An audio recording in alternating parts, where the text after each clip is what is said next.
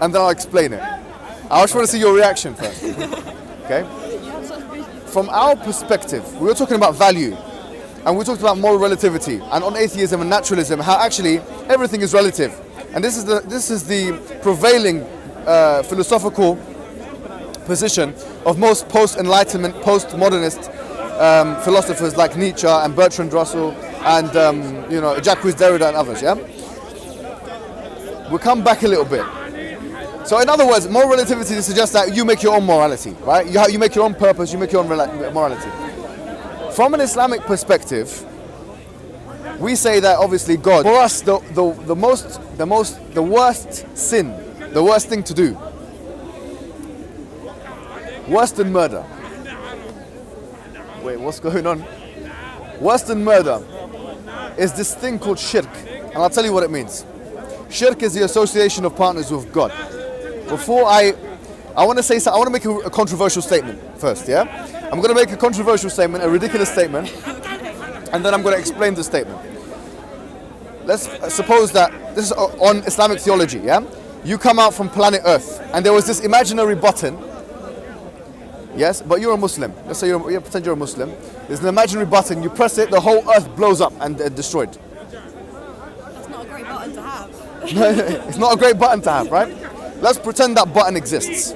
You go now, you're on the moon, on Mars, you go there, button, crazy button, press the button, everyone blows up. You would think that's the worst thing you can do to human beings. And it is, I mean, from an Islamic perspective, killing one person is like killing the whole of humanity, right? It says in the Quran, chapter 5, verse 32, that killing one person is like killing the whole of humanity, right? So murder is one of the high sins in Islam. It's not like we don't appreciate murder, we do appreciate it. But the ridiculous statement I wanted to make to you is as follows. Do you know that button that you press and the murder and all that stuff? If someone had pressed that button and killed everyone, and he was a Muslim, it's less severe than doing this thing called shirk. It's less severe. It's very severe. Very, very severe, no doubt. But it's less severe than doing this thing called shirk. What is shirk then? The question. I mean, what is shirk? What is this thing that you're talking? You press that button. What is it? Okay, I'll tell you. Shirk is when you give the rights. We believe in God. God, the creator of the universe, the heavens and the earth, everything, yeah? The maintainer, the sustainer, etc. Shirk is when you give the rights of God to other than God. That's basically it. What are the rights of God? The rights of God from the Islamic perspective are as follows. First and foremost, the attributes of God, as we know, He's all powerful, all strong, all knowing, etc. How can He be all those things? That's what I want my question about God to be asked. I'll come to that. Can we put that into a footnote? Yeah. Yeah, all right. How is a good question. I'll put that into a footnote. Please remind me of it. But let's presuppose He is all these things. He's all knowing, all powerful, all everything. Yeah, all powerful, all loving, all merciful, most merciful, etc. Yeah, not all everything. That's a bit of an exaggeration. All of those things that I just said. Most merciful, most all powerful, most wise, etc. Yeah. Now, yeah, omnipotent is all powerful, really. Yeah, omnipotent means all powerful. Okay, omnibenevolent, whatever. Okay. The question would be this, and I want you to remember that question I asked you before. What makes the difference between a tree and a human being? So why is it that if I cut down a tree now, most of humanity would say that that's less of a crime than cutting a human being into two? The reason why, your subjective reasoning, which I didn't disagree with, yeah, I agreed with it completely, was that the tree has the intrinsic values, yeah, that tree has are less superior than the intrinsic value that the human being has. The human being has a higher level of attributes, or the characteristics of the human being are superior to the tree. Therefore, the human being is being assigned more value by other human beings and is therefore more important than the tree. Okay? We say the following. What of an entity that has a value that cannot have a value higher than it? Let me say that one more time. What of an entity that has a value that basically I'm not going to use the word unlimited or infinite, but there cannot be a higher value than it. Yeah? I say the only possible relationship, and this is the Islamic thesis, the only possible relationship you can have with that particular entity is one of ultimate obedience, ultimate love, and ultimate fear. Let me say that one more time. No one can beat the end. No one's more powerful than the entity. Nothing is exactly. Disagree with it because it's the most powerful thing. Exactly. But Not only power, we said knowledge and wisdom. So all of your attributes that you have, as I'm sure you are and you as well, very intelligent people, right? Very clever people, etc. All of those all those characteristics that you have, now basically imagine that those characteristics were that you cannot get higher than them. Basically that you are the most powerful. There's no one can touch you, no one can beat you, no one knows more than you. You know, if we bring all of human beings, not forget about the speaker's, sorry, I'm going to knock you out here. All of human beings, forget about Speaker's Corner, all of the human beings in the whole world, we put them together and we have some kind of apparatus, we have some kind of mechanism, we have some kind of way of putting all those human beings' intelligence together and aggregating all of that intelligence into one sum, yeah? All of those human beings would be closer to knowing nothing than they would be knowing everything. Can you imagine the level of ignorance we have?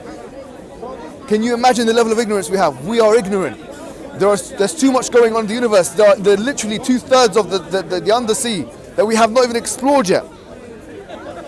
And this is planet Earth. Imagine the universe, right? That's human being. Now imagine an entity that has all knowledge. He can hear all. He's all seeing. That is an entity we're saying is untouchable in that sense, in that figurative sense, of course, yeah? Now, what we're saying is that the only possible relationship you can have with such an entity is one whereby you're submissive to that entity. You cannot have another. That is the most appropriate, in terms of appropriacy, that is the most appropriate relationship you can have with that entity. In the same way as you would find killing that child an egregious transgression of the human rights of that child. The case, because of the intrinsic characteristics of that child, we say is the same reason why shirk, association of partners with God, is the most egregious transgression or crime that anyone can make on anything. In other words, just like the child has rights, the creator has rights, yeah? So when someone realigns the appropriate relationship they should be having with the creator and they realign it to the creation, we say that that is the worst possible realignment. But what happens on that day, billions and billions and billions of years' time, when we have literally seen everything, done everything, worked out everything, there's no illness, there's no... Human beings are perfect, we know everything. What happens to that entity then? What happens when we have all the knowledge and there's like, why should we strive to get there rather than obey someone that is there? What I'm saying to you is this. That entity, if we presuppose its existence, it doesn't have an end, right? It continues. And we're saying that a human being will never reach a point where it knows everything by virtue of its insignificance on the universe. Its placement on the universe is an insignificant placement. We will never be able to encompass all that which is around us. For that reason, we say that, look, when we're talking about that appropriate relationship, now we'll go back to our analogy, the ridiculous thing that we said, that I know to secular ears it sounds like the most ridiculous thing you could ever say. Not killing one child, killing all the children, not killing one human, killing all the humans.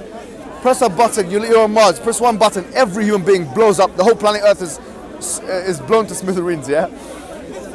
We're saying, for a Muslim to do that is one of the worst things you can possibly do, right? It's you know, you're going to hell, you know, how dare you do that? But that is not as bad as the person giving the rights of God to other than God. Why? Now you might say, what the hell are you talking about, my friend? What the hell are you saying? The reason why is because the aggregate value of all of those human beings on that planet Earth, as we've talked about value assignment, and this was a big theme of what we were talking about today, the aggregate value of all those human beings combined on that planet Earth doesn't even amount to a drop in the ocean compared to the value of God. Therefore, when we talk about God's value, inappropriacy when it comes to the rights of God has a more severe implication, has a deeper consequence, has a higher ramification. For that reason we say this. We say that the most appropriate relationship to have with an entity that is all powerful, all knowing, all hearing, etc., is that relationship of submission. That's what Islam actually means. Islam is submission to one God. And the biggest crime of humankind is to misappropriate that relationship and to assign the rights of God to other than God. That's the biggest crime. That's, from my perspective, the clearest thing I can say about the Islamic thesis. Do you get that? Now, let's bring out the footnote you were saying. How do we know that God is all powerful, all knowing, all hearing, etc.? How do we know that? I say this. Let's go back to the dependency, because we were talking about the baby on the incubator. We're talking about as well human being on a life machine, right? One theme that we will always come back to when we're talking about these issues is contingency, is dependency. Contingency is dependency, right? I say the following. In the realm that we live in, everything is contingent. Everything is dependent. In the realm that we live in, everything is dependent. In the universe, everything is dependent. Something is dependent upon something else. Give me an example of something other than that. Give me an example of one independent entity that lives within the universe and is with us now that we can point the finger at, empirically see and see. There's nothing, right? Everything in the universe is dependent upon something else. The universe, therefore, and before I'm accused by some atheist or someone of committing the folly of composition, because there is a fallacy called the folly of composition. This is not reasoning by composition. This is an inductive type argument, actually, if you think about it. Because I'm looking at things that I can empirically see. So this is inductive reasoning. I'm saying that here, the universe itself must be dependent, especially if you presuppose a beginning to the universe, which is the prevailing theory in science. Okay, if that is the case, what is it dependent on? That's the question. And you continue going backwards. So it's dependent upon something else which is dependent. It requires an independent entity to start it all off. That's what it requires.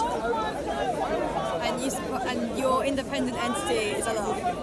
Forget about the word Allah. Allah in Arabic just means Al-Ilah. Al-Ilah just means the God. That's what, literally Allah just means the God. So all God. It's just an Arabic word. Christians call God Allah.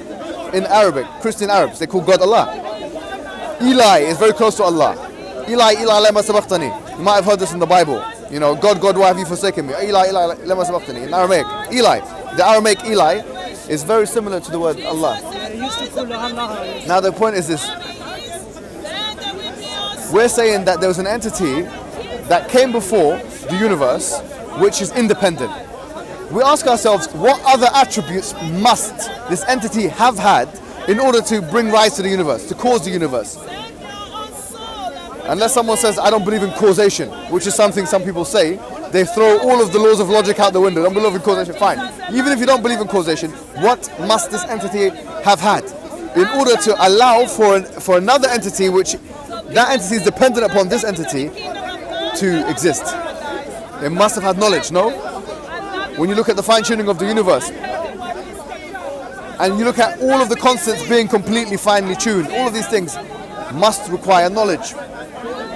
It must have had power, no? It must have had power, because if it didn't have power, it couldn't be interdependent. It couldn't be independent, sorry. It must have had a seeing ability and a hearing ability, no? Because how could it visualize, how could it sketch the plan, as it were, and bring it to existence? So the things that we were talking about, the attributes of God, are actually logically reasoned.